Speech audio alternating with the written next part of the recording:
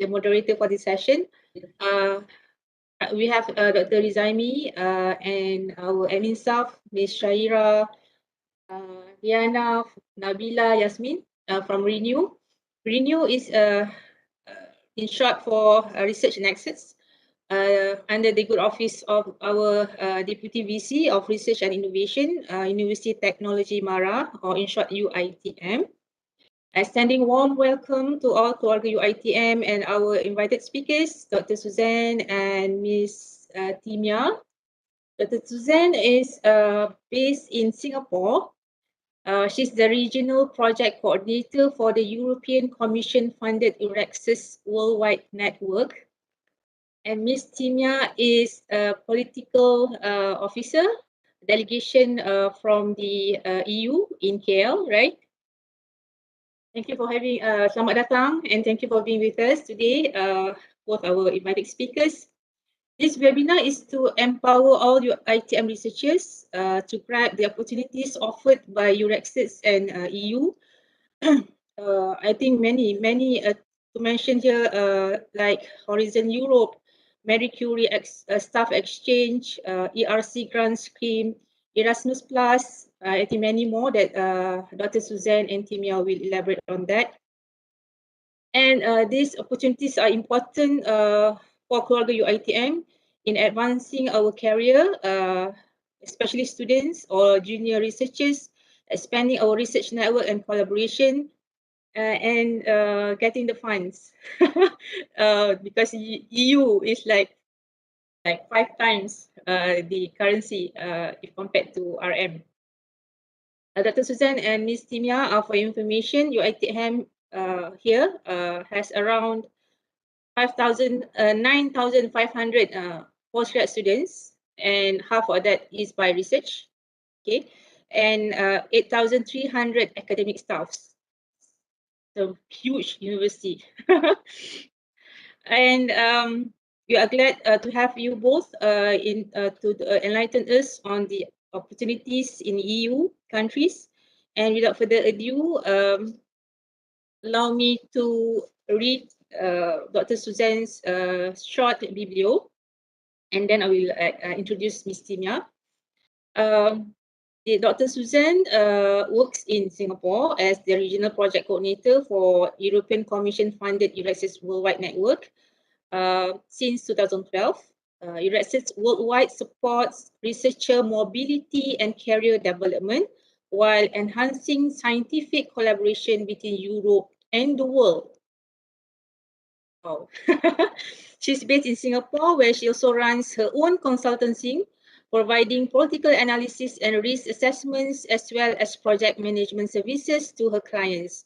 She has previously headed the Information Center Singapore of German Academic Exchange Service, DAAD, as its director from 2008-2012. Susanne has also held the post of Senior Policy Officer with the European Union Delegation to Singapore, with responsibility for the portfolio's higher education and international cooperation. She holds a master's degree in European Union Studies from University of Newcastle, UK, and a PhD in International Relations from University of Wales, Aberystwyth in UK. That's Dr. Susanne. And the second speaker, Ms. Timea MAGONY, is the political officer for the political section of the delegation of the EU to Malaysia. She previously worked for the Hungarian Ministry of Foreign Affairs for 3 years. Prior to that, she had interned at the HR section of YBhg, Japan in Tokyo for 6 months. She holds a bachelor degree in international relations from University of Szeged and a master degree in international relations specialized in diplomacy from Corvinus University of Budapest. During her studies, she spent 2 semesters in Japan at Josai University and 1 semester in Estonia at University of Tartu through Erasmus Plus program. Ms. Timea MAGONY speaks 4 languages: Hungarian, English, Japanese, and Spanish. I also informed that she can speak Selamat Datang and Malay a little bit, right? Malaysian language. Okay, without further ado, I pass this session to Dr. Susanne. The floor is yours. Thank you so much for the invitation, and thank you also for Professor Rizaimi for extending an invitation. And we're both, Timea and I, very excited to be here to speak to the colleagues from your huge and very important university. Now I'm going to share my screen, my presentation. Here it is. And as you have heard already, I am working for a project that is called Euraxess, and it means your access to the European research area. And I'd like to start my presentation with an introduction to this project, because I do feel this is a really important tool for international researchers that are trying to find out where research is conducted in Europe, who could be potential collaborators, and also where is the funding that they would require for collaboration or maybe for their own personal career development. So Euraxess is a global network. Of course, we have 42 European countries, all in Europe, part of the European research area, that are supporting this particular project. And this is important because you have on our website information about these 42 European countries. But as you can see here by these circles, we are also present across the globe in our strategic partner countries, all the way from North America down to Australia and New Zealand. And the reason why this is important to you, it is a natural networking tool for you to reach out to research peers in your particular domain all across the globe. What Euraxess offers is really a comprehensive information about anything that's important to you as a researcher, as you're planning your career, as you're trying to stretch your wings and become active on the international scene. So first of all, a lot of information. And as I said, we have 42 European member countries, and they're all feeding their information into this one portal. So there you have information on who does what in Europe, where are the centers of excellence, what type of national funding schemes are available, and where can I obtain support if I would like to link up with others, or if I perhaps want to spend some time anywhere in Europe. Euraxess also offers a jobs and funding database. So every day you have between 10 and 14,000 offers that are listed there. And these are ranging from master scholarships all the way to very senior positions. So again, these are fed into the database by the European and the international members of Euraxess. So again, it's also an opportunity for your university to advertise any open positions that you may have at University Technology Mara, to also kind of attract international research talent to your own campus.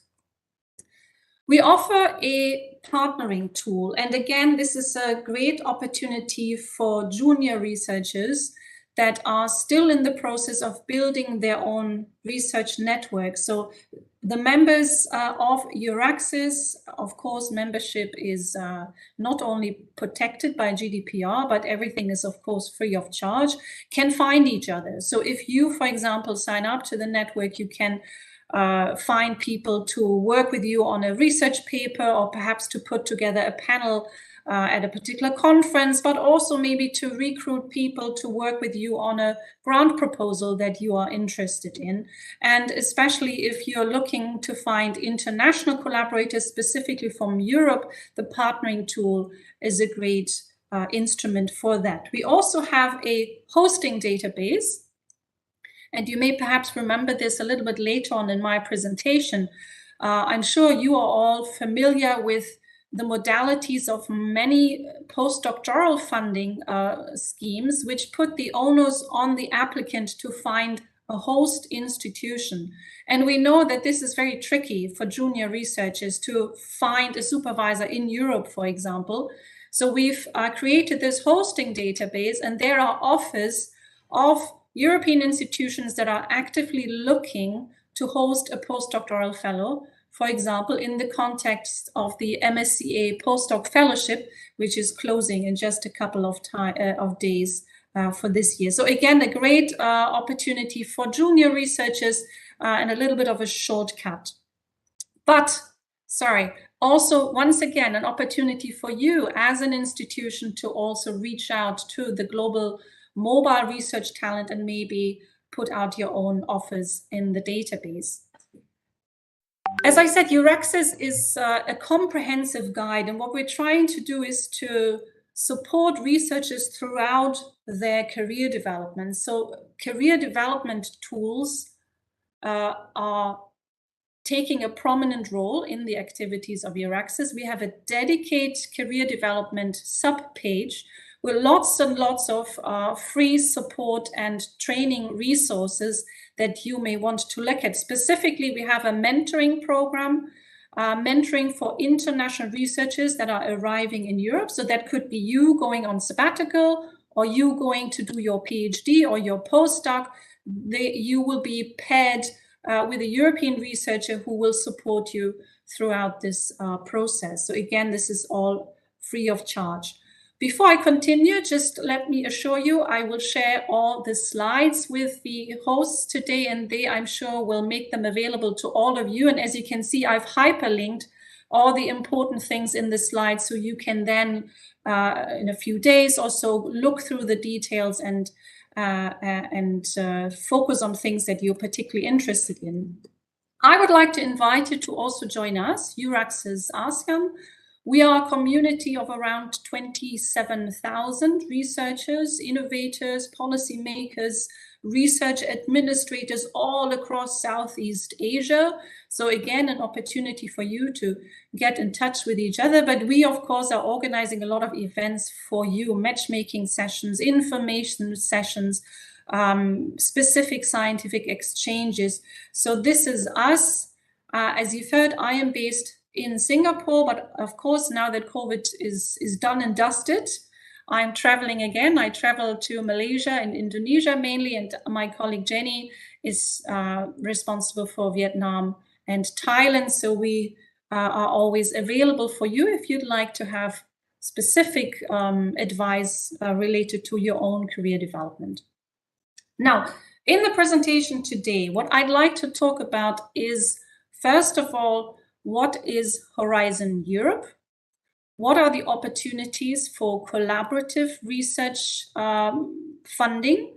And then I'd like to focus on a couple of specific programs within Horizon Europe, namely the Marie Skłodowska-Curie Actions, MSCA, and also the European Research Council grants, the ERC. So let me start off with Horizon Europe. And as I'm sure you're all familiar with the term already, this is the EU's key funding program for research and innovation. This is, I think, Timea, correct me if I'm wrong, but I think it's the 9th program that we have. They're usually called framework programs. The predecessor was called Horizon 2020, so it's just a new name, but it's the same idea. It is a joint research and innovation program by those countries that are part of the European research area. They're all putting money in the same kitty, so to say, and they're then identifying where the funding should be allocated. What are the areas where there's specific need for innovative ideas so that we can address global challenges? So you can see here, like all the national funding programs also, I guess, of ASEAN member countries, the program tackles climate change. It's very much focused on the UN's Sustainable Development Goals. And of course, it also wants to help Europe recover, specifically now after the COVID crisis. Very important, it very much focuses on international collaboration. A key tagline for Horizon Europe is open to the world. So it's always open for research actors from anywhere in the world to participate in joint research projects. This is what Horizon Europe looks like. If you look here at the middle bit, it is basically organized along 3 so-called pillars. The first one is the excellent science pillar. This is where there's money allocated if you allow me to make this a little bit simple, really for career development. You're trying to allow researchers to excel and to move along in their career progression. So here we find the European Research Council grant and also the Marie Skłodowska Curie Actions, and I'm going to focus on this pillar in the presentation today.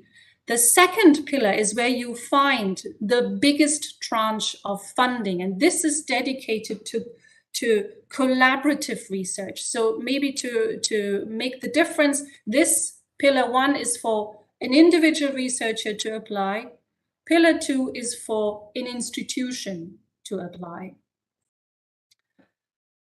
Here again, you can see how it's divided up a little bit. So this is the funding available for the various actions. It is, of course, a huge amount of money. And just, for example, in the Marie Skłodowska Curie Actions, each annual call, for example, for the postdoctoral fellowships, funds about 1,200 postdocs. So it's really a huge amount of money that is set aside for excellent science in Europe. Horizon Europe Pillar 1 offers opportunities for individual researchers in Malaysia. So when I'm talking about this later on, this is for you as a researcher. You want to further your career, you want to do a postdoc, or maybe you want to spend some time in Europe, then the Pillar 1 opportunities are aimed at you. Pillar 2, as I've said, is really where the biggest amount of money is located. You can see at the bottom, 53.5 billion euros are allocated to this.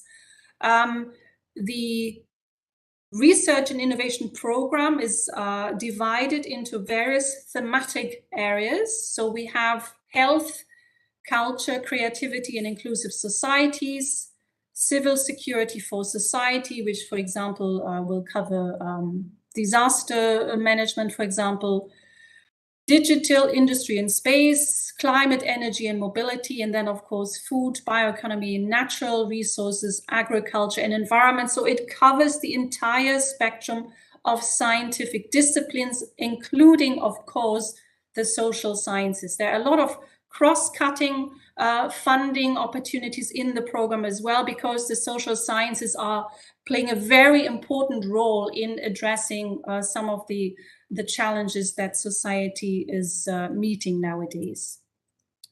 What is interesting, I think, and a departure from the previous funding program, is that the European Union has identified certain challenges that are particularly important, where the funders think we really need to focus the funding and find solutions for very clearly defined targets. And you can see the 5 mission areas as they have been incorporated into the program. It is adaptation to climate change, including societal transformation. How are humans reacting to climate change? It is cancer, healthy oceans, seas, coastal and inland waters, climate neutral and smart cities, and the 5th mission area is soil, health, and food. So under all of these mission areas, in every work program, there will be calls that are addressing those particular targets. Again, for us to memorize in a way, Horizon Europe Pillar 2 is the funding that is addressed at research institutions. So this is not where you as an individual researcher will try to apply for funding, but it is your institution, your university, your department within the university that is trying to join a consortium. Horizon Europe is implemented in so-called annual work plans. I think we're just about to see the publication of the work plan 23-24. I would expect it later this month. And this work plan will then include thousands of calls for proposal in those thematic areas and these missions that I've just presented in the previous slides. As I said at the beginning, Horizon Europe is open for participation by researchers and research entities from anywhere in the world. But, and this is very important and good news, I guess, for the audience today, Malaysian research entities are eligible for funding. So if you are, together with your European counterparts, are applying for a grant under a specific call, you will receive the same amount of money as your European partners. This again is very important to remember, and you probably know this already, but a consortium is a requirement for all Horizon Europe collaborative projects. So anything under Pillar 2 is is a collaborative project. So it's not one institution that applies, but you have to form a consortium. And there are certain conditions. A consortium must be comprised of at least one partner from an EU member state and at least two additional partners, which are either also EU member states or they can be so-called associated countries. You're probably wondering, what is an associated country? The EU member states are those 27 members that are part of the political entity that is the European Union, and the associated countries are those countries that are part of the European research area, which in other words means they are also paying money into the Horizon Europe Fund. Each consortium, once they are fulfilling these minimum criteria, they can then add as many third country partners as it is necessary for the project. So Malaysia is a third country. It just means you're not an EU member state, you're not an associate country, you're a so-called third country, and you can be part of any research consortium and will be fully eligible to receive funds from the grant. How to get started? Because this is probably a question now. How do I start this, especially as I need to, or as my institution needs to be part of a consortium? First of all, I think it's very important to be proactive. I think Malaysia and other institutions across Southeast Asia have been reasonably successful in the past to be part of these EU-funded research consortia. And it is, when I speak to past participants, they always tell me how important it is for them to inform their research network early on, to liaise with the European partners that they're already working with, and just alert them of your intentions. You are interested in being part of an Horizon Europe funded consortium. Make sure that you are visible on all the important platforms, that European research actors that are potentially looking for someone in Malaysia with expertise in a certain area, that they will find you on the internet as well. We have something called the CODIS website, and I just quickly going to change my screen here because I wanted to show this to you. Yeah, I know this is the CODIS website. So CODIS is basically the memory, the institutional memory of the European Commission, and you find here the research projects that have been funded by the European Commission since, I need to go down here because it's blocking my screen, since 1990. So any European project that has ever been funded, you will find the details here on this particular website. And I'm just randomly clicking one. I hope this works.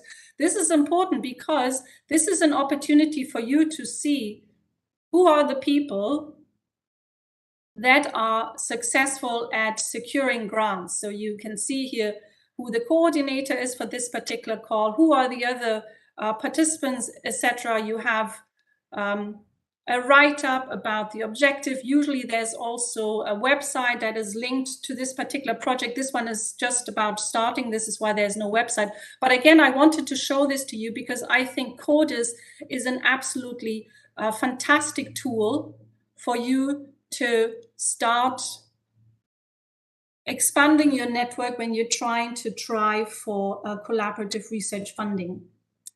We also have a so-called MSCA networking platform. This is particularly connected to the Marie Skłodowska-Curie actions. I'm not going to click on this now, but you can do it later. But this, again, is a networking tool for you to find European actors that are interested in building collaboration with international universities and research institutions. Another very important step would be for you to regularly look at the funding and tender portal. Now, this is basically the one stop that you need to be frequenting. This is where all funding calls are published. And this is also where you would submit your application. So looking at the funding and tender portal regularly gives you an idea of what calls are coming up. You can also see under each call, you can also see if there's, for example, already some researchers or research institutions that are looking for participants, looking for collaborators to jointly develop a proposal to apply for a specific call. So once again, it's important to keep a regular eye on the funding and tender portal to understand of what's happening.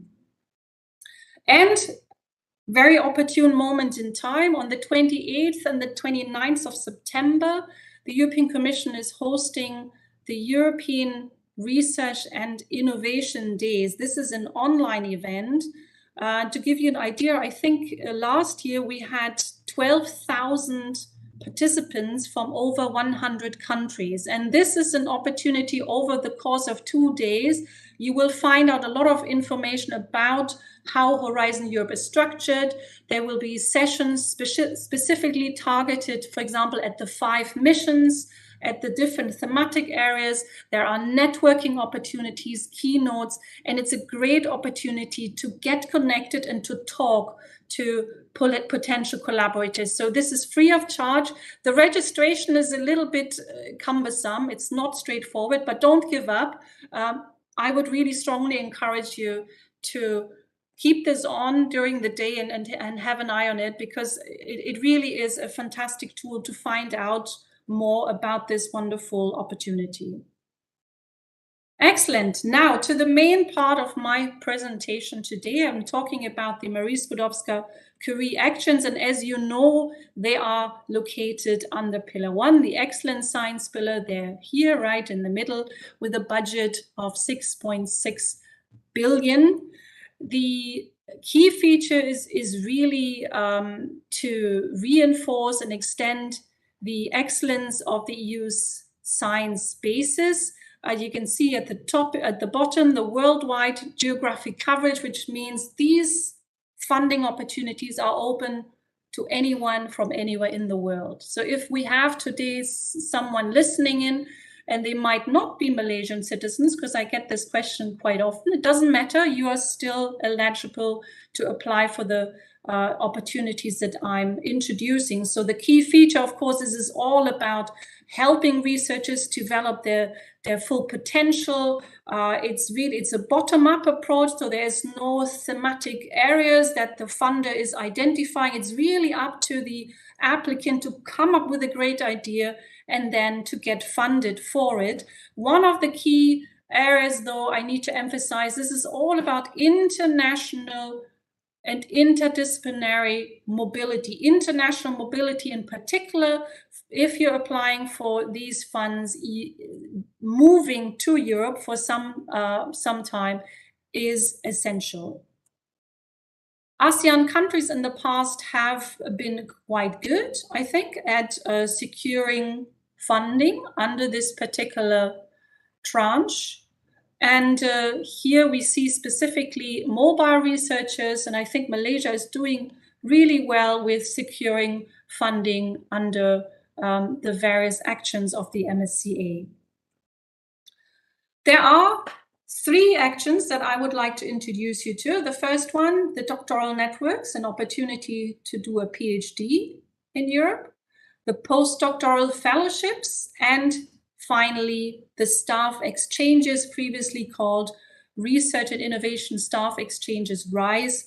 They've been shortened to staff exchanges. Now, the doctoral networks, and I hope that we have some participants that are perhaps currently looking for an opportunity to do a PhD. These are really unique in that they are offering interdisciplinary and international PhD opportunities in the context of so-called training networks, doctoral networks. So these PhD programs are not offered by a single institution, but by partner organizations from different sectors, such as universities, public and private research centers, but also the industry sector and non-profit organizations are involved in building a so-called MSCA doctoral network. And as the PhD student, you really get a comprehensive education. You move around throughout your PhD, so you really get trained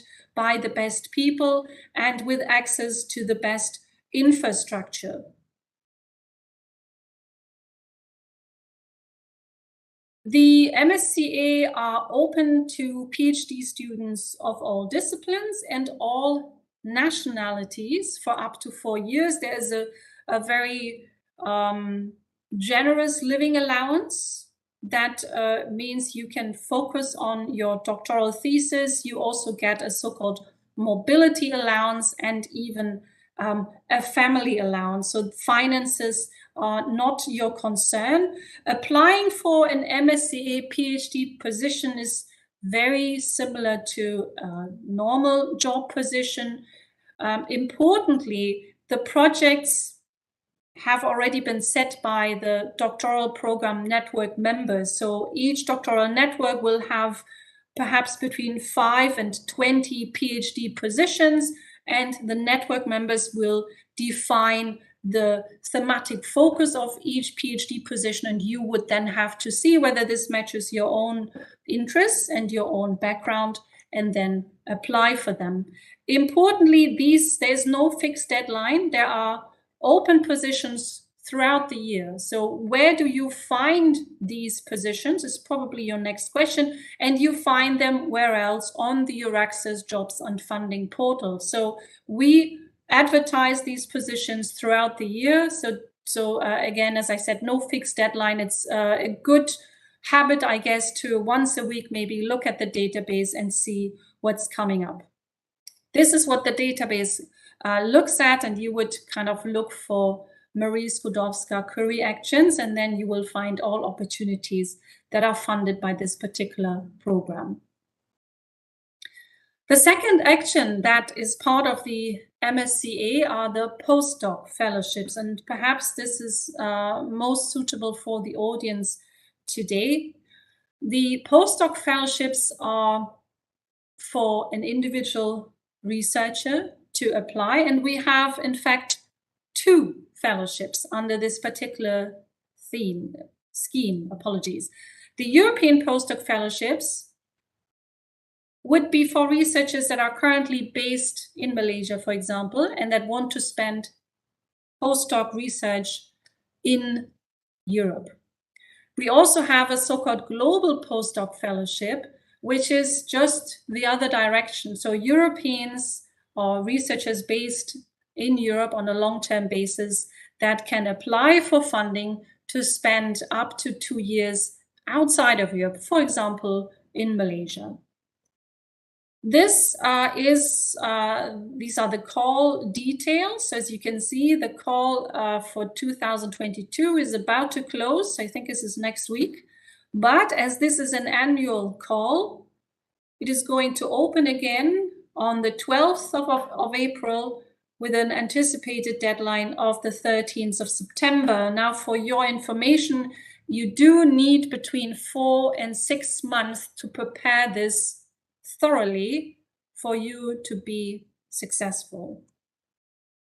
As I said, this is a personal fellowship. It is funding for 12 to 24 months, whereby you can choose to be hosted by an academic or a non-academic institution. So either a company or a university. It's open to all nationalities and all domains of research whereby the bottom-up principle applies, which means you have to come up with the research proposal. To apply, you must have a PhD at the time of the deadline. So for next year, this is the 13th of September. And you must not have more than 8 years of post-PhD experience in research. So after you've obtained your PhD, you shouldn't have accumulated more than 8 years. There is a particular online tool. I have this somewhere else in the slide, so you can see whether you are eligible or not. Some of the breaks that you may have in your own CV, for example, you've worked outside of research or you've taken maternity leave, etc., will be deducted. And of course, as I said at the beginning, mobility is the key to these programs. So you must move to Europe, and you shouldn't have lived in the country where you intend to carry out the research for more than 12 months in the last 3 years. So if you've just come back, I don't know, from Italy where you've done your PhD, then you should pick one of the other European countries for the postdoc fellowship. Importantly, this is a joint application, and that means you must find a host institution in Europe, meaning a supervisor, and together you have to develop a strong proposal. As I said, you can be hosted by the public or the private sector, and you can also build in a secondment into your fellowship experience. This is just for you to get an idea that this, again, is very generously funded. You get even some allowance for any dependents that you may have, children or a spouse, for example, and you get money to really move around. And yeah, so again, you don't have to worry about anything but your postdoc research. Now, how to get started? Again, we have this hosting database, if you remember from my earlier slides. We have hosting offers from European institutions that, of course, are trying to snap up the best research talent to come to their institution. This is a highly prestigious fellowship. So every institution in Europe, of course, wants to make sure those talents are coming to them. We have a matchmaking platform. I've mentioned it earlier on. Again, this is hyperlinked here, so you can look at this later on and see what's available. Even if you're not currently actively looking, it's always worthwhile to just take a look at it, because you can identify also other collaborators. And as I mentioned before, this is a two-way fellowship. This is not just about international researchers coming to Europe. This is very much also about Europe-based researchers or European researchers going outside, going to Malaysia, for example. So again, this is an opportunity for you to also attract research talent to spend 2 years at UiTM and work with you, and they come fully funded with their own grants, so you don't have to pay for their expenses. The same eligibility criteria apply, and my suggestion would always be to perhaps mention this to the European collaborators that you're already working with. Maybe they have a postdoc that they would like to send to you for some time, because this, of course, is a great way to start building research bridges between different institutions. I have added here quite a lot of material on submission and evaluation. I'm not going through this, but because I'm sharing the slides with you, I have added this here because some of you may be considering this particular fellowship. And I think this is important information for you to understand how the technicalities of application work. It also gives you an idea over the evaluation process, the award criteria here. Just as an example, as you can see, excellence is what the funders are looking for. And if you're wondering what that means, that of course means it's something that goes beyond just retesting a hypothesis, but you're really trying to push the boundaries a little bit of the particular different discipline that you're in. Here I've put a little bit more detail about how these different award criteria are defined by the funders, so you get some ideas when you're drafting your proposal. And we have a lot of information online how to structure a proposal, but also where to get information and where to maybe see a successful application from a past fellow. And of course, Euraxess ASEAN, Jenny and myself, we're always available to support you. We have a very active Marie Curie Alumni Association here in Southeast Asia. The chapter is extremely generous, so we have a lot of fellows that are also based in Malaysia, and they also regularly put on workshops, for example, how to draft an effective MSCA postdoc proposal. So if you're thinking this is an opportunity for you, perhaps you want to reach out to me after the session and I can put you in touch. Now, before I hand over to Timea, the last MSCA funding program I'd like to introduce to you are the so-called staff exchanges. And I mentioned before, in the past, they were called RISE, Research and Innovation Staff Exchanges. And I'm certain that most of you will have heard of them. This is important for you to know. The call for 2023 is just about to open on the 6th of October. Euraxess ASEAN is going to host a couple of sessions. I think I'll mention the dates later on, but we'll have specific sessions introducing this program. So I'm just giving you a quick overview. So the idea about this particular funding tool is to fund exchange of staff for the purpose of knowledge transfer, best practice sharing. It's really about intersector and international exchange of research and innovation staff members that are working together on a question, on a research proposal or project that they have defined together. Again, this is a bottom-up approach.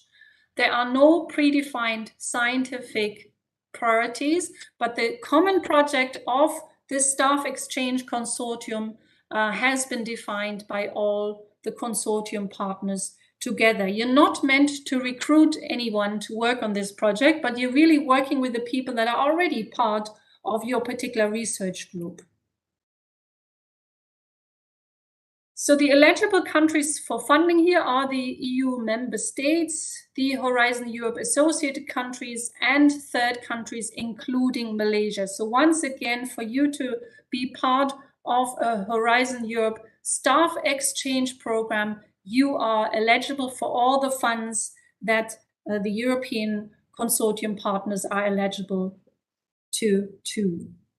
So as I said, the main aspects of this particular action is a project built on joint research and innovation activities. So this could be seminars, it could be workshops, it could also be experiments that you're carrying out, if it, of course, is related to the research idea and the research question that you have set yourself as the consortium. So it's implemented through so-called secondments. And as you can see here, a staff member can be seconded for a period of 1 to 12 months. So you can go for up to 1 year. And for each project, the maximum size of units, it's 540 person months. So 540 units, this is how many months you can move people around, so to say. There is no minimum size explicitly defined for the project, but the funder is expecting some form of substantial impact. The reason why the staff exchanges are such an important tool is because they are allowing you to share best practice, to build a rapport with your European collaborators and define joint interests in where you want to take your research further, and then perhaps together with these partners apply and form a consortium that applies for funding under Pillar 2 of Horizon Europe, if you remember the slide at the beginning. So the maximum project duration is 4 years, And I think what also makes this interesting is you can involve anyone from your research project in the secondments, in the mobility. So your PhD students can go, but also your technical staff can go and benefit from this particular program. These are the financial. This is an overview of the finances involved here. As you can see, it doesn't fund the actual research, but it funds the mobility. The secondments are funded by the staff exchanges. As I said, we're having an information session on the 4th of October at 3 p.m. Kuala Lumpur time, where we're talking about the specific 2023 call and the eligibility criteria. And on the 5th of October, the day after, we're going to have a best practice session. So we have invited Malaysian participants in current staff exchange projects, and they will tell us how they went about identifying European partners, how they became part of the consortium, what their role is within this consortium, what kind of output do they have to produce, etc. So we will be publishing the details at our website in the next couple of weeks, I think, and then you are all more than welcome to join us. Again, a lot of links for you to kind of keep looking up if any of this is interesting to you. And the final program that I also want to quickly introduce to you are these so-called European Research Council grants. Now, the difference between MSCA and ERC, MSCA in a way, allows the researchers to move from a PhD to become an independent PI, and the Research Council grants then take it a step further. This is really funding earmarked for frontier science. So that means the research ideas that you have that are really pushing the boundaries, that are perhaps too much out there, that your national funder might be a little bit too reluctant to fund this. This is exactly what the ERC is looking for. There are various grant schemes that are aligned with the career development of the applicants, starting from the starting grants for those applicants that are between 2 and 7 years after obtaining their PhD, consolidator grants all the way to very senior and highly established researchers, the advanced grants. And you can see they're all offer funding for a duration of 5 years, but the amount of money that's available increases. Interesting, down here at the bottom right in red are the so-called synergy grants. The synergy grants, in comparison to these grants here at the top, are an opportunity for a small group of principal investigators to work together. So if there's a research idea that is just too magnific, that one individual researcher cannot find a solution by him or herself, this is where the synergy grants come in.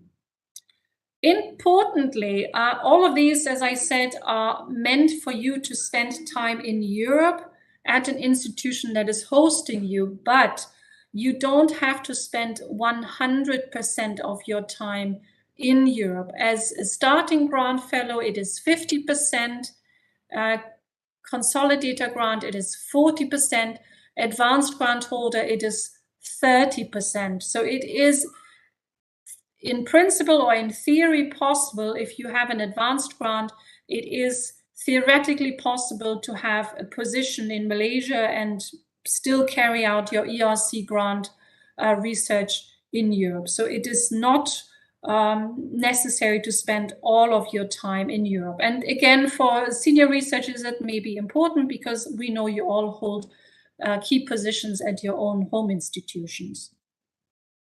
The ERC covers all domains of science, once again, from the social sciences to the so-called hard sciences. So it's an opportunity for everyone. And just to give you a quick overview, the ERC is often seen, I think, as the last hurdle before you are being awarded a Nobel Prize. And we have it in the past that Nobel Prize laureates are also ERC awardees. Here are just some examples of the people that had the honor of being awarded both. Bernard Feringa, I think he's in Singapore quite often. And we do have a growing number of ASEAN nationals that are also ERC awardees. And it is always my personal hope that we have more applicants also from Malaysia, and that we see more Malaysian researchers to join these international researchers and do also fabulous work. The ERC also offers additional opportunities for PIs that are joining Europe from outside. So if you are awarded an ERC grant and you're moving to Europe for the first time, you actually get additional funding. You get up to 1 million euros on top of that, on top of your grant, to set up your lab, for example. And exactly here, I've mentioned this already. You can, of course, keep your affiliation with your home institution, and you can also hire team members that are based outside of Europe. So as a ERC grantee, you become the PI, and then you develop your own team, and you can also hire people that are based somewhere in ASEAN. We will have info sessions on the ERC grants as well on the 11th and the 13th of October. And just like the MSCA calls, all of these are annual calls for proposals. So even if you think at this stage in my career, this might be a bit premature, I would encourage you strongly to attend the info sessions, because all of these things, as you know, take time. You need to find a host, you need to have the brilliant idea, and you also need to have time in your own commitments, you know, where it's a good moment in time. So I again invite you to join us for these info sessions. And again, I've added here all the websites, etc., where you can find additional information. I think with this, I say thank you for the moment, and I'll hand over to Timea. Thank you so much. Thank you, Susanne. We're going to have a Q&A session after Ms. Timea session. Please, to the participant, if you have any questions, just type in the chat box, or after Timea session, we can go live with your questions. Thank you. I'll pass to you, Ms. Timea. Thank you so much, and thank you for the invitation. It's always very nice to do this together with Susan, as they cover a bit different areas, but I think they complement each other very well. So I will also share my screen.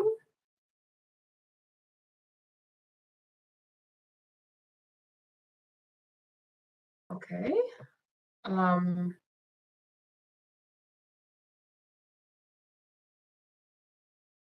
Just a second.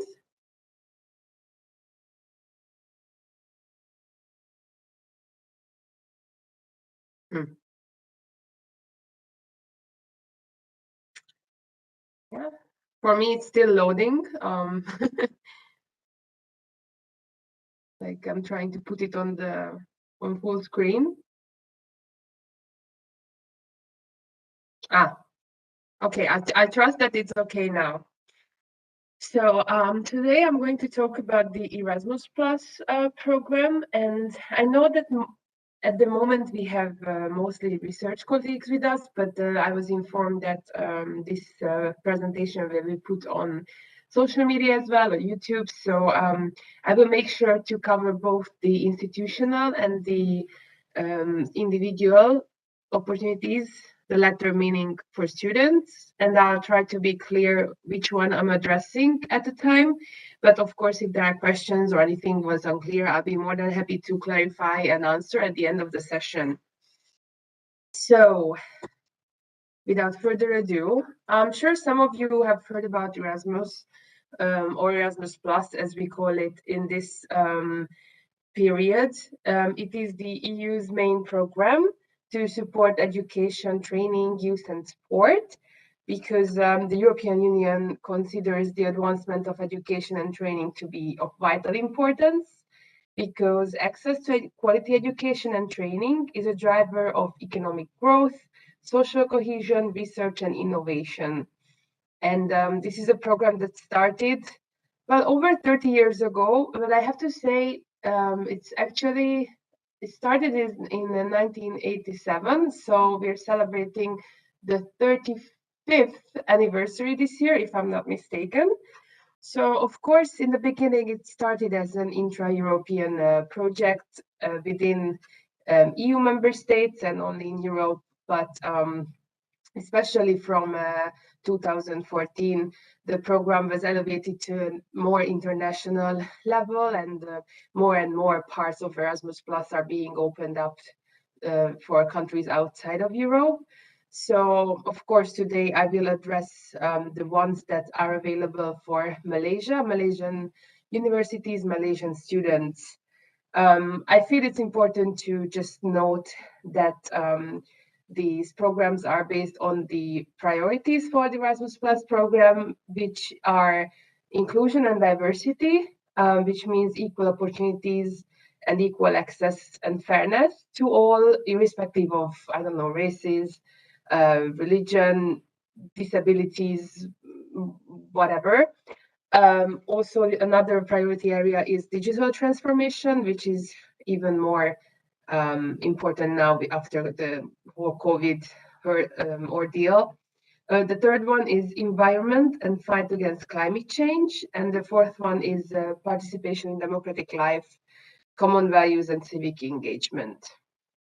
So basically, the current program, which started last year and is until 2027, is actually just building on the previous program, but making it even more international. I will refer to this later. So here you can see the map of the world with the two different colors. It is because these international projects are based on partnerships between countries, organizations within Europe and between Europe and the rest of the world. So on the European side, this means that we have 33 countries that are called member states and associated third countries. Previously, these were called program countries. This means the 27 EU member states and 6 others, Iceland, Liechtenstein, Norway, Serbia, Turkey, and North Macedonia. And all the rest in yellow are called non-associated third countries. Means that they are not associated to the program. Of course, Malaysia is in this category, but also it's important to note that the UK is as well, because after leaving the EU, they opted not to associate with the program. And this has importance with regard to some conditions, which I will refer to later for the programming. So here in the list, you can see the different opportunities that are open for universities, Malaysian universities. The international credit mobility is focused on two-way exchange of student and staff. The capacity building and the Jean Monnet activities are more about academic cooperation and teaching. And the Erasmus Mundus is both a joint degree program with scholarships. And of course, we will take a look at each. And here you can see specifically the opportunities for students. So the international mobility offers short-term mobility programs, studies in Europe. I mean, for Malaysian students, that would be in Europe, but also it offers that opportunity for European students to come here and do a semester or two here. And these would count back to the student's degree back at home. And it also offers traineeship opportunities if it's included in the mobility agreement, and also staff mobility opportunities. And the Erasmus Mundus joint master's programs are full master's programs that students can apply to. So, of course, we will take a look at that as well. These are just some quite obvious benefits for students, why it's good for them to participate in a program like Erasmus, because specifically if we think of Malaysians, they have this learning opportunity in Europe to to go and like travel there and also be exposed to a different mindset, different culture, but also a different maybe a different pool of knowledge, and also it would give them better employability opportunities. So of course it looks good in the CV. It can help enhance linguistic skills, and in case of the Erasmus Mundus program, it would award either a double, multiple, or joint degree depending on the specific program. So yeah, these are just some pictures for you to make it a more appealing. The one on the upper right side is actually from Budapest, which is from my home country, Hungary. So yeah, without further ado, the first one I want to take a look at is the Erasmus Mundus Joint Masters Program. These are integrated master courses offered by a consortium of at least 3 partners, and out of these, at least 2 must be EU member states or associated partners. So this is where the map that I showed you in the beginning comes into picture, because at least 2 participants have to be from Europe, but of course you can have 3, 4, 5, 6, participating members, so there's no limit.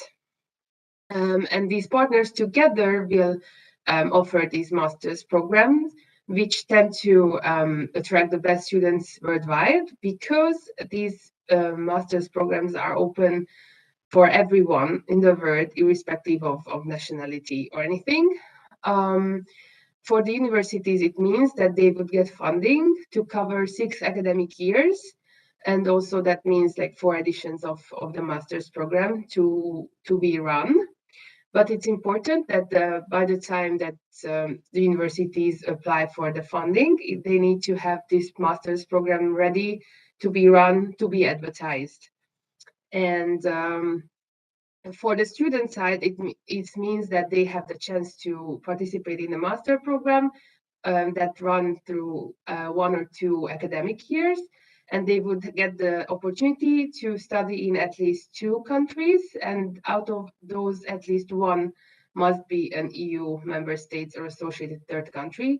And there's a change here, because previously it was at least 2 semesters, but now it's only 1. So here it's also trying to be even more international.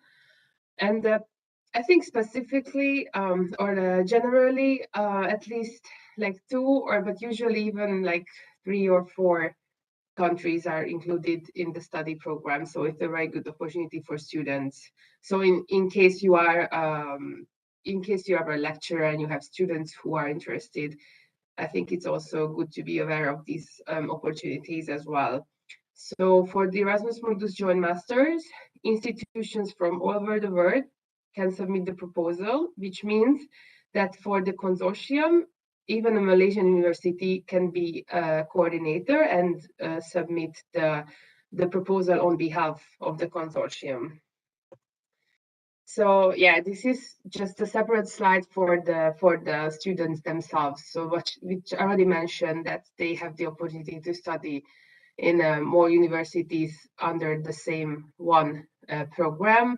And for the best students, full scholarships are available, which cover participation fees, travel, and living costs, because students would apply to the university, the coordinating university, and then they would, of course, have a ranking of students, and then the best ones can get awarded full scholarships, but also there are placements available for paying students as well.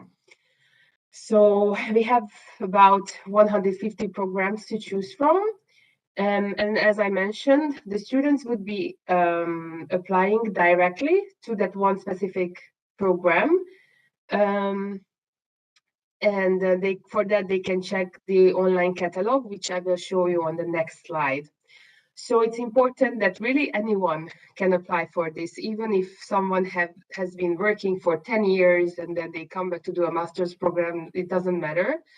The only criterion is that, of course, you have to have a BA degree for this, or you have to be in the final year of your BA studies. And the application period for students they always start at the end of the year, like October, November, and then they run until January, February every year. So we have this catalog, which is called the Erasmus Mundus Joint Masters Programs Catalog. The link is there, but also it's very easy. If you put Erasmus Mundus catalog into Google, you will find it. And then it lists all the available programs, and then you can filter based on country or study field or anything. You can see that the participating countries are listed. They're the project locations, and all of these programs have their own websites. Of course, the links are also included there. And then on the websites, you can check the specific criteria, and the specific deadlines, or the description of the program, and every necessary information can be found there. And yes, of course, for students, they have to be mindful of the deadlines, the different criteria. But it's also important to note that most of these programs are run in English, and just generally, I think all of, or at least most of European universities, they offer study programs in English. So you don't have to go to, I don't know, US or UK to be able to study in English. You can even go to like Poland or Malta or wherever within Europe as well, and you will be able to study in English. Although I urge you to check the specific criteria, because it is possible that, for example, if one semester for the Erasmus Mundus scholarship programs is in France, maybe they want you to have some level of French, but usually that only happens for the bigger countries like France or Germany. And even then, you probably have the opportunity to choose between countries, between specific university locations for that semester. So maybe you can choose between France and, I don't know, Estonia. If you don't have French abilities, of course, you would choose Estonia. So no problem.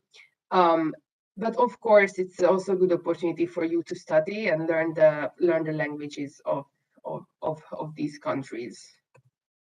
Yes, this is what I just mentioned, so I will just skip this slide. And yes, this is also quite self-explanatory. I don't think I need to really talk about this, but of course, all the paperwork, visa requests and everything. But I think it's important to note that for the Erasmus Mundus, we have a alumni association even here in Malaysia, so they can offer some advice and if you reach out to them. So the next one I want to talk about is the Erasmus Mundus design measures. It has a very similar name, but it's a different sub-action that started last year. This is only for universities, so this is not for students to be concerned. But this is a program that helps you to develop a new master's course with your partners. So for this one, also a consortium of partners is necessary. The same rule applies as for the previous project that I was talking about. But this is an independent call for proposals. So it's independent from the Erasmus Mundus Joint Masters. It has a fixed duration of 15 months, and the grant can be up to 55,000 euros. So the same way, institutions from all over the world can submit the proposal on behalf of the consortium. So the third one that's available for universities is called the Jean Monnet activities. And for these are individual projects. So for these, you don't need to have a partner university. And we have three main, or I think I can say four main types. The first one is the Jean Monnet modules. These are short teaching programs or courses on EU studies. They can be like summer study programs or specific curriculum. but they have to focus on EU studies, EU integration. This is actually, I think, oh, okay, focus on European integration studies, it mentions on the slide. So this is the one element that's common for all the Jean Monnet activities, that it focuses on EU studies or integration studies. And back to the modules, these can be focus on a specific aspect of EU studies, or they can be multidisciplinary, it doesn't matter. And they last for 3 years. So the Jean Monnet chairs are teaching posts for professors to hold in EU studies. I think there are some specific conditions that they have to, for example, teach, I don't know, 90 classes per year to be able to hold this chair position. But of course, all the detailed criteria can be found in the programming guide, so you can consult that. The centers of excellence are focal points of competence and knowledge on European Union subjects. So in this case, an institution would hold this title, and they have a major role in reaching out to students who don't really, deal with EU relating issues on a normal basis, or to policymakers, civil servants, just to be a center of EU-related studies. And up to my knowledge, so far, only the Asia-Europe Institute of University of Malaya has held this position between, I think, 2017 to 2021. So we would be, of course, happy if there was a partner for us here to work with as well, who hold this title or this position. And then we have the Jean Monnet networks, which are networks of at a minimum of 12 institutions, and out of those 6 have to be from outside of Europe. And here the aim is, not surprisingly, is to have a network of universities who can collect, share, and discuss EU-related findings, research findings, content of courses, experiences, and the network on foreign policy issues is named as Europe in the World. So the fourth one, if I'm counting it correctly, is the international credit mobility. So this is, again, something that concerns both the institutions, universities, and also for the students, because this is something they can apply to. So it's important to note that these projects are based on bilateral agreements between universities, for example, a European university and a Malaysian university, and then they agree to host each other's students and staff for a number of periods. So for students, this is usually a mobility period of 1 or 2 semesters, and then the credits that they get there would count back to their degree back at home.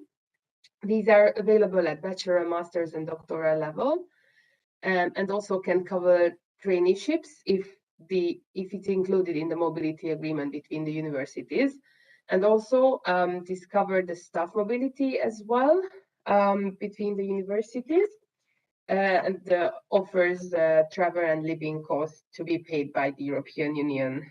So it's important to note for universities that if they want to have this, then they will have to have a partner university from Europe. They have to sign this agreement, but only for this project type only the European university can actually apply for the funding to their national agency, because all the rest of the programs that I'm talking about are centralized. So the application goes to Brussels, but this one type, the international credit mobility, the application has to be done to the national agency in Europe. So yes, as a student, therefore, it means that that if they want to participate, they have to check that if the university has an agreement like this with another university, and specifically between the areas. So, for example, the faculties. And then, therefore, I urge you, if you're a staff who wants to do some mobility in Europe for a short period, or if you're a student who would like the same, you should consult your international office at the university, because they know what type of agreements they have or they do not have with partners. And therefore, I cannot give you a deadline either for this type of program. If you're a student, also you have to consult with the office. And I'm very happy to say that in the last, for like 6 years or 7 years, more than 1,200 students and staff from Malaysia participated and went to Europe under this program. And also Malaysian students make up the 36% of ASEAN students in Europe. So I personally just hope that this number will grow in the future. And the last program that I want to mention, this is again for universities, institutions, is the capacity building for higher education. So this is a cooperation and development type of project where the beneficiaries are the universities outside of Europe. So again, you will need a consortium of universities for this. And the aim here can be many that come under capacity building. So development of curriculum, upskilling, university enterprise collaboration, fostering internationalization, reform of governance. So really, and I think anything that comes under capacity building. And here you can see the three types of projects. It's just they differ based on the scope. So therefore, the base differ on the duration and the available funding. And for example, the biggest scale programs are the structural reform projects, which run the longest, but also they involve policy reforms, so require the involvement of the respective authorities, ministries as well. But we have many types of projects at the moment that are running under capacity building, like I think traffic safety, that one is that I attended, for example, but really it can be from any field. So this is just a recap for the universities, like who can apply to what. As I mentioned, all of the programs, either European or Malaysian or partner universities can do the application, except for the international credit mobility, because for that the European partners have to do the application. And these were the deadlines this year. So of course these passed already, but this is something you can expect again for next year. So around this time, this is of course for universities to participate in these projects as partners. And then, as I mentioned, for students, for the Erasmus Mundus Joint Masters, the application period starts around October, November every year and runs until January, February, but they all differ based on that one specific master's program. So if you're interested, you should really check that out and keep the deadline. And for the international credit mobility for students, you should check the deadlines and the process with your international office at the university. So these are just some links for you to have. The program guide really contains every possible information that you may have for all the different programs. Please bear in mind that there are some other types of projects that you may stumble on, on the internet, but I specifically introduced the ones that are available for Malaysian universities. So of course you can follow our socials and get more information on there. And then if you're a student, you can also, as I mentioned, consult the Alumni Associations for more information. And okay, just one last thought for students. There is this specific website called Study in Europe. So even if you don't apply to Erasmus Plus programs, and there is this website where you can get more information on the different European, EU countries and the different opportunities that may be available, because there are, of course, all the universities have their own scholarship opportunities. So you should definitely check that out if you're interested in studying in Europe. So that was all from me. So I will stop my sharing, and thank you so much for listening. All right. Thank you very much, Ms. Timea, for being a very valuable sharing just now with all of us.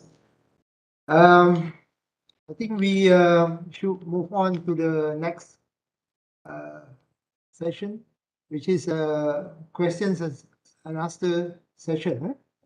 And before we take any questions from the participants through online here, probably we can look at the chat box. There's one question here. If we can read here, is I wonder why it's restricted as a maximum of 8 years from the date of awarding the PhD degree. Yeah, if you allow me to respond. Yes, Doctor, yes. So this refers to the Marie Skłodowska-Curie postdoctoral fellowship. And as I said, the eligibility criteria is to have a PhD, but no more than 8 years PhD experience. And this is simply to support young researchers in their career development. We have opportunities for more established researchers with the ERC grants, and the MSCA postdoc is really meant to specifically provide funding to this group of researchers that have a PhD up to 8 years, and then to allow them to mature and become independent PIs. This is why this has been chosen, this particular cutoff date. All right, thank you, Susanne. I think it's very clear. The idea is we want to develop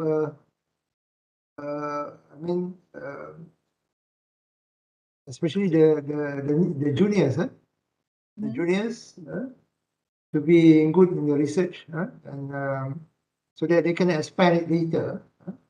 That's why they put this limit. I think in some university the restriction even lower than that. Even some universities they put 5 years, for example, after you graduate for the PhD degree. Okay, so we go to the next questions. We have the next one is any specific deliverables for ERC project like new or publication or postgrad produced patent within the ERC or Horizon Europe Award? This is from Dr. Zain just now. She went to the toilet, so that's why I have to take over. No problem. So yes, so as I said, the European Research Council funds frontier research. So they're really looking for researchers that have very ambitious research ideas that are really looking to push the boundaries of their specific discipline. So they're not looking at a very strict formula, or you need to produce a certain number of publications, etc.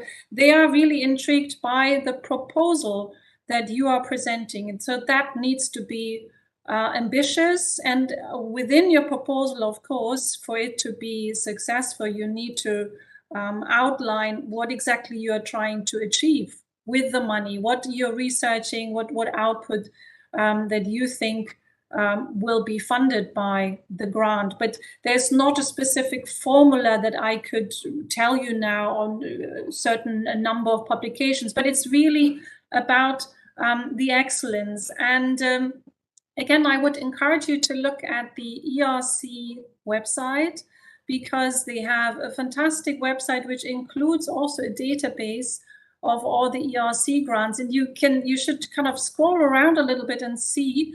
I'm going to put this in the chat box in a minute. What kind of research is funded by the ERC? What exactly do they mean by frontier science? So my advice would just be ambitious, work on that specific question that really sparks your interest, that you find fascinating, that you are passionate about, and of course where you have the credentials as a researcher to deliver. So it must, of course, match with your experience and with access to infrastructure, etc., that's available to you. But try to be ambitious and win the funders over by what you're proposing. Don't get too concerned with KPI deliverables, etc., but really try to spark their imagination. I think that is something also that our ERC alumni always tell the audience when we invite them. They always say, just be ambitious, just don't hold back. That would be my best advice.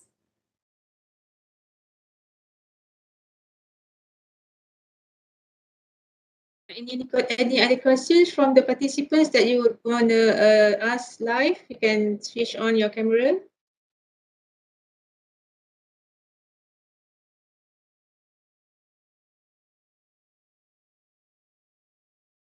No questions? Yeah, please.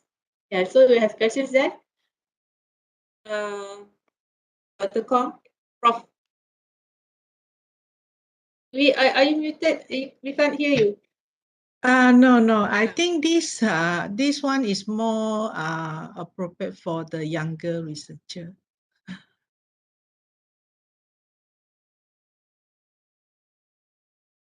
You are referring to which program, Prof. Kong?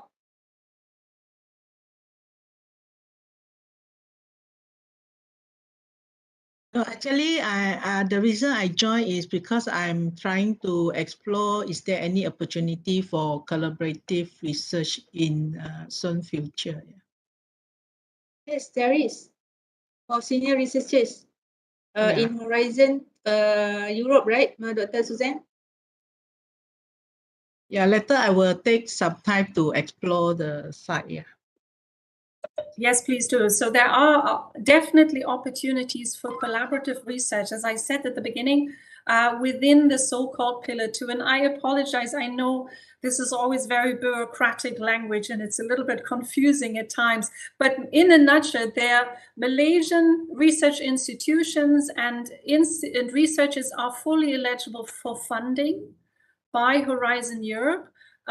There are in the so-called Pillar 2 lots of grant opportunities where you as a research group, for example, at UiTM, could join a consortium. So you together with partners from Europe and other parts of the world can form a consortium and together apply for grant money to work on a specific question. So definitely lots of opportunities.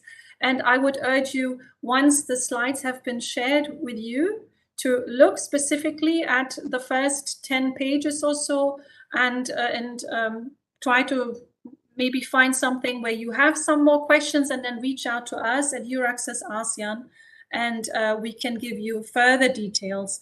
On our own website, Euraxess ASEAN, we publish regularly all the open calls for proposal, also under Horizon Pillar 2. So just maybe keep an eye also on our website and you'll find information there. But again, it's an offer for you. If you have specific questions, please reach out to us. Thank you. Thank you, Dr. Susanne. There's one participant on video, Mr. Lee or Professor Lee. Are you muted? No. Yeah, I'm Lee. Yes, please, Prof. Lee, what's the question? I'm sorry, my line here is not so good, okay? Maybe you can type the question in the chat box.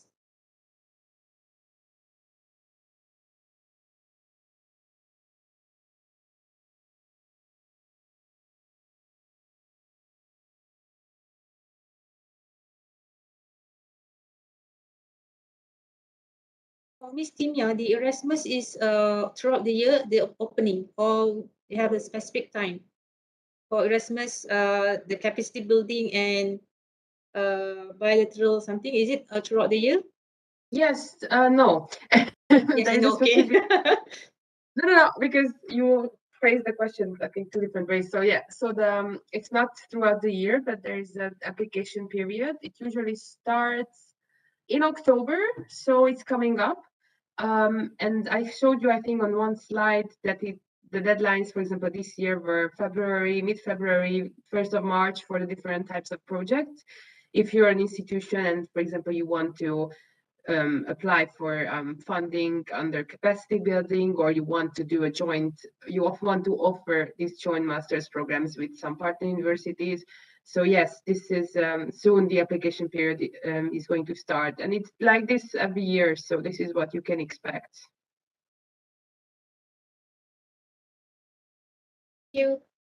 Okay, Professor Lee, I think he cancelled the question. Maybe after he can reach you both personally, right, through email. Is there any questions? Okay, I would like to invite everyone to switch on your camera for a group photo session, please.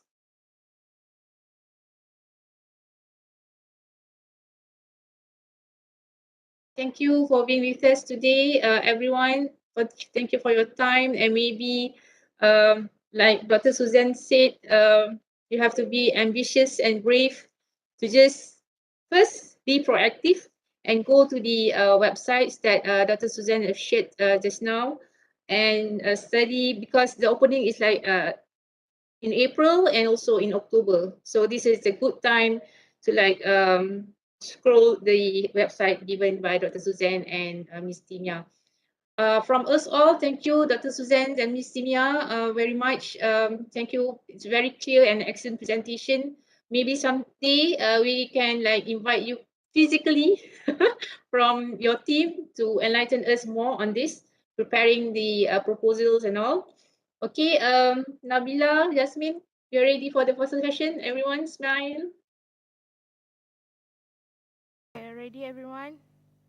1, 2, 3. One more. 1, 2, 3. Okay, thank you. Thank you, Dr. Susanne and Ms. Inia. Let's congratulate them in a normal way. Thank you very much, all. Thank you and have a great evening. Terima kasih. Bye. Thank you so much. Terima kasih. Goodbye. Terima kasih.